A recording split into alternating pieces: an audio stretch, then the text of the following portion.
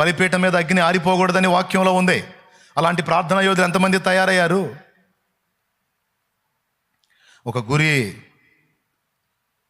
స్పష్టంగా జరుగుతుందా లేదా, దేవుడు ఆశించిన ఫలం ఉందా లేదా, లేకపోతే పడి ఆడవాళ్ళ బలిపీఠం మీద పడి, ఏంది ప్రభా వాళ్ళదా పరిపక్వత రావట్లేదు తండ్రి, ఒకళ్ళన్నా లేవట్లేదు తండ్రి, ఒకళ్ళన్నా ప్రయోజకులు కావట్లేదు తండ్రి, ఒకళ్ళన్నా ప్రకటించే వాళ్ళు లేవట్లేదు తండ్రి, ఒకళ్ళన్నా నీకోసం కాపర్లుగా లేవట్లేదు తండ్రి, ఇది వారి ఓటమా నా ఓటమా, ఎవరి వైఫల్యం తండ్రి, నాకు చేతగా లేదా,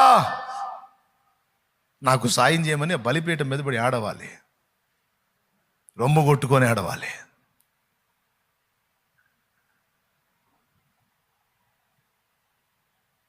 రోధించాలి. నీకున్న శక్తి కొంచెమైనా ఓర్పు విషయమైన నా వాక్యం గైకొంటివి అన్నట్లు నీకున్న పరిచర్య చిన్నదే ఇచ్చిన అందులో